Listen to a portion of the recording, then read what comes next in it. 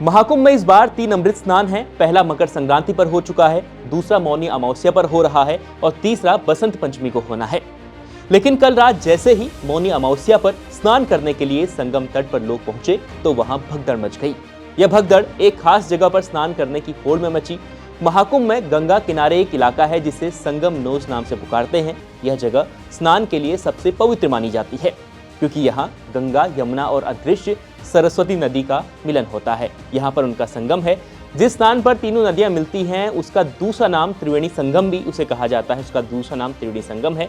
पौराणिक मान्यता है कि त्रिवेणी संगम में स्नान करने से मोक्ष की प्राप्ति होती है, साथ ही जीवन में सभी पाप धुल जाते हैं। और इसी जगह पर स्नान करने की होड़ में कल ये बड़ा हादसा हुआ है। इस जगह की खास महत्वता को देखते हुए इस बार ऐसी व्यवस्था बनाई गई थी कि यहाँ पर हर घंटे 2 लाख लोग स्नान कर सकते थे। फिर भी कल मौनी अमावस्या पर वहां भीड़ उमड़ी और भीड़ इसी घाट पर स्नान करना चाहती थी, जिसके चलते स्थिति नियंत्रण से बाहर हो गई और वहां भगदड़ मच गई। और जो आपके सामने नतीजा है वो आपके सामने है। अब दूसरी बात, संगम तट पर यह भगदड़ मंगलवार बुधवार की रात करीब 1:30 बजे मची है। हादसे में अब तक 14 लोगों की मौत की खबर है। 50 से ज्यादा श्रद्धालु घायल हैं, जिसके बाद सुबह होते ही सीएम योगी ने लोगों से अपील की कि जो जिस घाट पर है वहीं पर स्नान करें। सीएम योगी ने कहा कि गंगा हर जगह पवित्र है, कहीं भी स्नान करेंगे तो उसका महत्व एक समान ही रहता है। तो सुबह सुबह जैसी ही घटना की खबर आई तो वहां पर सीएम योगी ने लोगों से यह अपील की।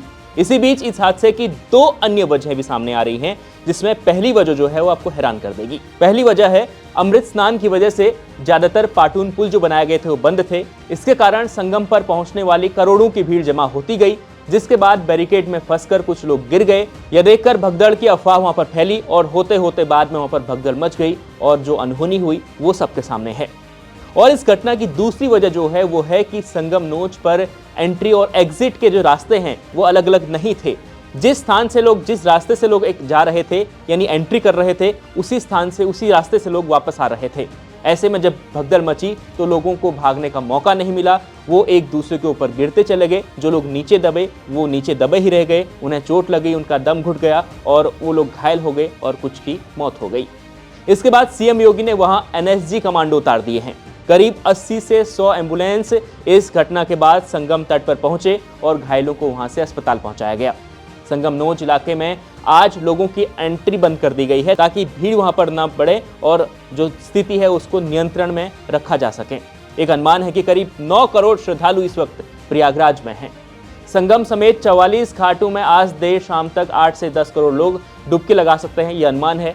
और भीड़ बेकाबू हुई तो उसके लिए शहर की सुरक्षा के लिए 60,000 से ज्यादा जवान तैनात किए गए हैं यूपी पुलिस की ओर से।